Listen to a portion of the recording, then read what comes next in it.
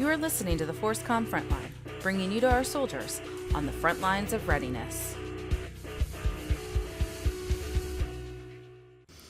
Hey everyone, and welcome to the FORSCOM Frontline. I'm Jeannie, and I'm your host. And today, I have a very, very special guest with me. Everyone, I've got Santa! AKA Max Kuhns, who works here in the FORSCOM headquarters. So welcome, Santa, and thank you for joining me today. It's great to be here. Absolutely. So, Santa, what do you do? Tell me a little bit about yourself. I mean, everybody knows Santa, but I want to get to know you a little bit better. So, how did I start being Santa, or where am I from? Just tell me where you're from, what you do, and who you are. Give me a little bit about your background and stuff, and we can talk about you as a person, as Max. Okay, and then we'll get to how you became Santa.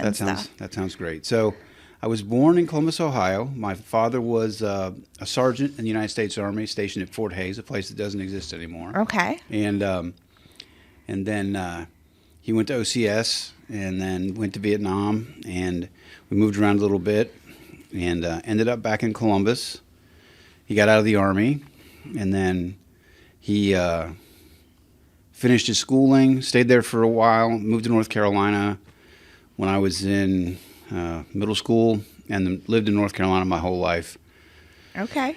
And then graduated from high school in Winston-Salem, North Carolina, that area. Oh, yeah. I went to UNC Greensboro for college. Okay, I know Winston-Salem well. So I went to school in Clemens, West Forsyth, graduated from school there, went down to college in South Carolina, went to the Citadel, graduated from there, and then joined the Army, and went all over the place with the Army, of course. You know, I was at Fort Moore, Fort Benning in those days, in Korea, and then back there, and then back to Korea, and then here. Had about a 7-year break, but when 9/11 happened, I came back in, and I stayed until I retired, and now I still work here. Now, did you stay at Fort Liberty once you came back in after 9/11, or did you go anywhere else and then come back? I mean, besides going, I came back here, and I was assigned to First Army, so we ended up going to Fort Dix, all of the mobilization sites. So Atterbury, Dix, went downrange to Iraq for a year, and then went to Atlanta, and was at Fort McPherson, was there while they closed Fort McPherson out, came back here and stayed here for my last year and a half in this building when they first opened it, and then just stuck around as a civilian because I like it so much. So, and then you just stayed here at Fort Liberty because, I mean, you basically grew up in North Carolina, so this is home. The same. I was born on Fort Bragg, grew up down the street in Sanford, married Army, moved around the world, came back after he retired, and so now I'm here too. So that's nice. Yeah, isn't it great? So how many years total did you do in the Army? So I did 20 years of active service, 27 years of total service. Okay. Absolutely. And you have been at FORSCOM for how long now? Including my time before I retired, I guess 14 years now. Okay. So the building's been here, 12 years now? Yes. Yeah, so 14 years. Okay. And what do you do for FORSCOM? So currently I'm a training administrator up in the CTC branch. Okay. And we do resourcing for NTC, JRTC, MCTP, those programs. All the fun stuff, right? All right. So now that we've gotten to know you as Max, let's get to know you as Santa. Okay. So how did you become Santa? Because I have heard stories that you have been dubbed as the FORSCOM Santa, and I've heard all of the things that you've done in the past for FORSCOM events, and including General Garrett, former CG, and whatnot. So, but how did this start? What made you want to become Santa? Well, the first time I was ever asked to do Santa Claus, I was at Fort Moore. 4th Ranger Training Battalion. I was an RI down there. We're having a Christmas party, and I was a single dude. I didn't have any kids, and somehow I became the dude who was going to be Santa Claus. So I went down. In those days, you go to the fire station. Every fire station had a Santa suit in those days. So I went to the fire station, got that coordinated, they brought me on the fire truck for the party, you know, our holiday party, and that was the first time I did it, and I liked it. And then later, I did it a couple times while I was still on active duty toward the end, and then after I retired, I really wanted to look like a Viking, so I was going to grow this big beard and these glorious locks, and then I realized I just turned into Santa Claus. So because everything was white. Yeah, I figured I would just embrace it and just, you know, and so I started doing that, and I have absolutely loved it. It has been a great joy to me to be Santa Claus. So awesome. And so how long have you been Santa for now? Well, since I retired, so 12 years. So 12 years. Okay. Yeah. Awesome. And so how do you channel Santa like every year? Right. Like I feel like it's something like you have to get into, right. you know, for the holiday season and whatnot. Yeah. So how do you become Santa? Because it's not just a suit, it's not just a beard or whatnot. There's a lot of variables that comes into being Santa. Yeah. So I think I always try to focus on, you know, putting on the suit the first time. This is the first time I put it on this year, so it's pretty exciting. We're so special. Yeah, it's pretty exciting, and my wife made this for me. This is about the third iteration of the suit that she's made for me. So that's very it's special. Absolutely beautiful. Thank you. Because is this rhinestones? These are rhinestones. Yes. And all beautiful these gold buttons and some jewels, and it's gorgeous. It reminds me of kind of a German version of Santa Claus. It's not that bright red; it's more of like a burgundy red, and those are like the softer colors of you know, Europe's Santa Clauses. Santa Claus. But I love it. I think it's beautiful. So I just try to focus on letting the kindness that's inside me come out whenever I put this on. It was really interesting. When you're Santa Claus, because everyone recognizes who Santa Claus is, whether they know who you really, you know, who you are in real life or not. And Santa Claus, everybody loves Santa Claus. Yes. You know, regardless of, you know, it's a cultural thing, not just not only Christians aren't the people who know who Santa Claus is, right? So it's really fun for me because Santa Claus, everybody loves Santa Claus, and Santa Claus loves everybody. So it's always, you just got to kind of let that kind of feeling manifest itself in you, and it's a lot of fun. Okay, so you just have to embrace the kindness and what Santa Claus stands for to all people. That's right. Okay, so what does it mean to be Santa to you? I know we talked about the kindness and whatnot, so I'm sure there's like aspects that you love, aspects that you don't like, but for the most part, what does it mean to be Santa to you? Because you do this like during the holiday season for multiple events, not just FORSCOM, but you know, in the community and things like that. So what does that, you know, mean to you? Well, I try to. It's very interesting because I've been doing it now for 12 years, and there are some events that I do every year, right? Same thing every year. So, for instance, the local Masonic, one of the local Masonic lodges here in Fayetteville, Phoenix Lodge, they have an independent body called Rainbow Girls, which is a youth organization within that, with part of that organization, and so.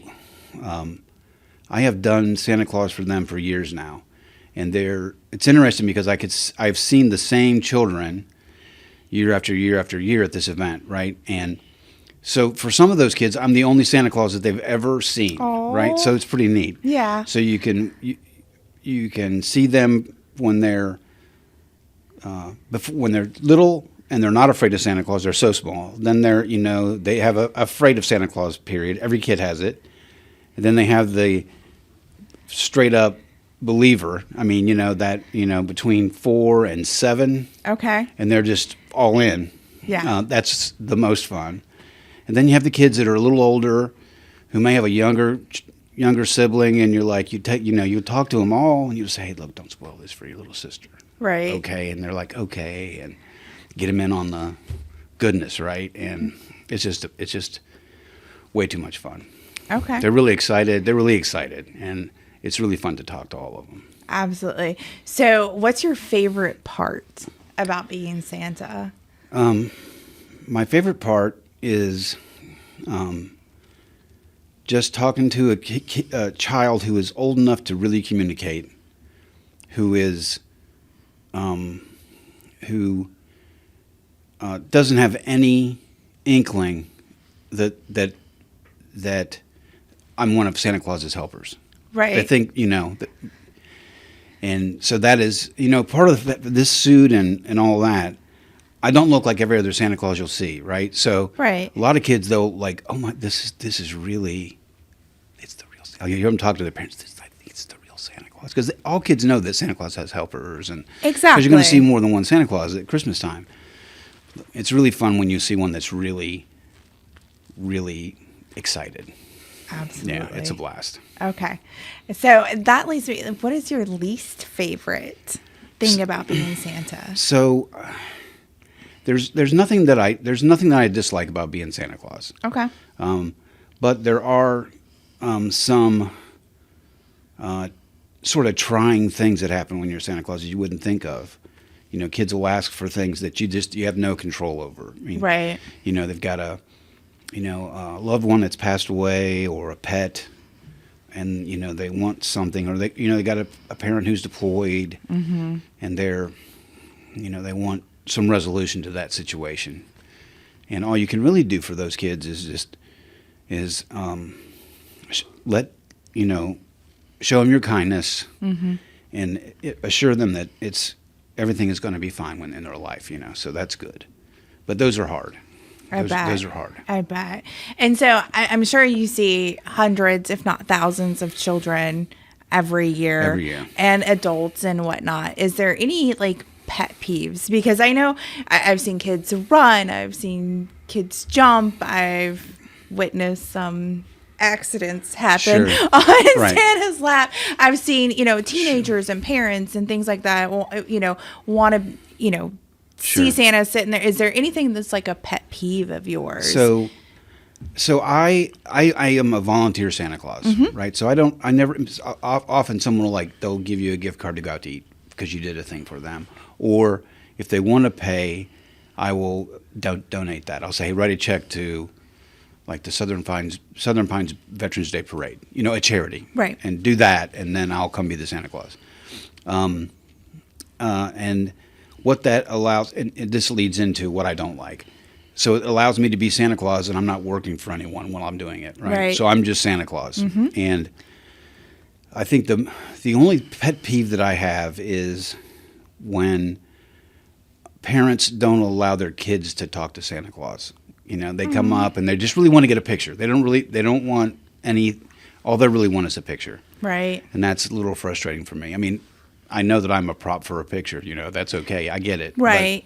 But, I think there's much more to it than just getting a picture with Santa Claus. Absolutely. The kids want to sit and talk to you. Sure. They want to tell you what they want. Right. They want to ask if they've been, are they on the naughty or the nice list? Have the elves been reporting to them? Have the elves been talking to me about what's going on? Mm-hmm. Because the elf on the shelf is a big deal. You got to know about all that stuff. Oh my goodness. There's all kinds of things you got to know as Santa Claus that I didn't realize you had to know when I started doing this. My kids are 18 and 22. I never had to deal with Elf on the Shelf, and I don't understand it.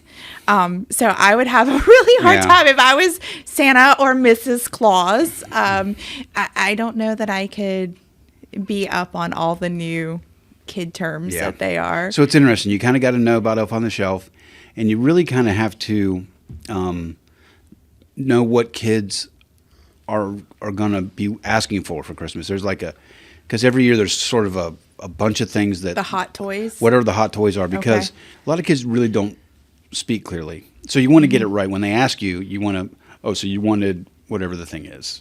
Okay. You got to kind of pay attention, listen hard. Okay. So, do you know what the hot toys are for this year? Not yet. Not this year? Okay. Because I don't know. No. Like I said, I've got grown kids. I don't know. Yeah. They want iPads and new iPhones and gas and money. Sure. They want all the grown-up things now, so I don't know about kids' items. What have been some of the most popular toys that kids have asked for in the past? And some of the trends? So, let me think. I don't really know. I mean, every year there's some little stream of things that's a little different, and there's been so many of them. Right. Is there a common, like kids every year ask for this one thing? Not like necessarily a trendy toy, sure. but like maybe they ask for a puppy or a kitten. Is there like one thing that at least one kid asks you for every year? Monster trucks. Okay. Boys always ask for monster trucks. There's always some kind of monster truck that's a big deal. Right? Okay. Lego. Lego. Those toys, they're timeless, right? So they are timeless. I remember having Legos as and a kids kid. love them when they're small, and they love them when they're bigger because they have they've really got a good handle on kits, and you can get plain things or you can get kits. You can get all this theme stuff they have now. All of the Star Wars and Harry Potter and all the whole big Lego kits that cost an arm and a leg nowadays. But they're fun to build, right? And I've even seen flowers. Like you can put flowers together for people who may have allergies or whatever. So that's really cool. So is there anything like super crazy that a kid has asked you for? Like just completely out of... I've had a kid ask me for a dolphin. Did you ask him where he was going to keep it, or she? No. They had done no prior planning. They just wanted a dolphin. They just wanted a dolphin. Yeah, so that's interesting. So one of the things that you have to know as Santa Claus is that you never promise to bring a kid anything. Right. Right, because you have no idea what their situation really is of their family. So, what I always tell them is that they don't have to worry. That they're on the good list. Kids are always on the good list. They're always worried. That's one of the things that I was unprepared for as Santa Claus. A lot of kids are afraid of you because they think that you know all the bad things they've done. Right. Right? Because, Santa Claus knows. He sees you when you're sleeping. He knows when you're naughty, and he knows when you're nice. And some kids don't want somebody who knows all the bad. In their, they're afraid of that. So you always assure them that they're on the good list. Right? And then you tell them, don't worry, I'm sure you're going to have exactly the right thing under the tree this year. Okay. And and you word it that way, you're going to have exactly the right thing. Exactly the right thing. Don't worry about it. Do you mention like any elves or, living at the North Pole or any of that? Does that come into play? Only if they ask. If they ask about it. And one of the most interesting, so we have, one of my coworkers had a child who was right teetering on the edge of belief or not belief. And I was at his house for a Christmas gathering, and I had a thing the next day. And I said, hey, look, just bring your kids to this thing. I said, I know your kids. I know their names. I know your name. I know your wife's name. I know their elves' names. And he goes, well, they're going to know you. They're going to know as soon as they see you. I said, listen, they will never know. And he goes, are you serious? I said, they will never know. So he brought them, and of course they came, and I said, called them by name when I saw them, and I said, hey, how's, I saw your elf beluga came by and was last night, and there was some problems, and this kid was like back on the believer train. Oh. So it's a lot of fun. That kind of thing is a lot of fun, yeah. Oh, I love that. Is there a favorite event that you do every year, or do you just sporadically do things as they come up? So I really like the one that I mentioned at the Masonic Lodge. I like that one. I do one, and I've done one from the very beginning. There's a tattoo shop in Sanford called Pandora's Box. I've heard of Pandora's Box. So we are connected through our children to one of the artists that works there. Okay. And we've known this young lady for since she was 15, and she asked me the very first year I was doing Santa, would you come do it at the tattoo shop? And I said, sure. And it is always a great event because those kids are it is so good. And I've seen those kids over and over. The same people bring their kids every year, and we got pictures. We actually have, my wife and I have pictures of this one family. That one little girl was so afraid of Santa Claus that she was holding on to her dad. Aww. And he had his arms out, and she was screaming, and her other sister was kind of sitting here aggravated, right? And every year they reenact that same photo. So we have this same photo year after year after year. Now she's like 17 years old now. Oh, I love it. And she's got her, and her dad's holding, it is so good. And that's such an odd place for It Santa is. to be as a It's- tattoo shop. So how does that work? Well, Do they just so- open it up and do treats and hot cocoa or no, something? no. So they every tattoo place has got a place where you sit around and wait, Mm-hmm. and so they deck it out with a tree and a chair, and they come in and there's like a little reception area, so they all kind of line up there, and they come in and they see Santa Claus. It's one of my favorite. Do you have a date favorite for ones. that event? I don't this have year? I don't have a date. Okay. That's fine. But I do have a Facebook page, Santa Max, Santa on Facebook. Max. On Facebook, and Okay.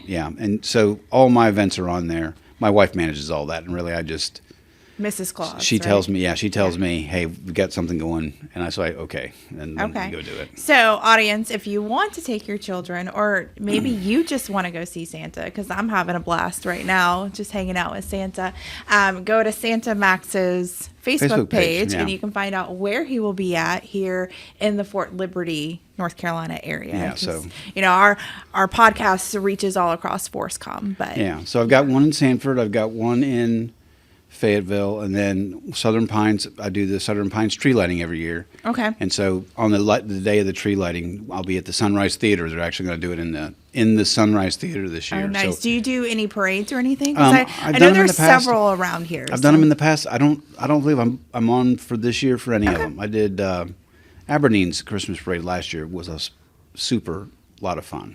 Okay. Yeah. Yeah. Trying to think of what else. I know the Rotary has one in Fayetteville. There's the Sanford Christmas Parade. Sanford has one. I haven't done a Christmas parade. Those. It's very interesting. The same people do the same events. Once they have a Santa, they don't veer That's off. what from- they choose. Yeah. That's okay. I mean, that's the natural way to do it, right? And I love that because you talked about seeing the same children at these events that you do every year, and it's that you watch them grow up. Yeah. So they expect to see the same Santa Right. every year. I love it. They're not surprised by some crazy looking Santa, Right. other than me.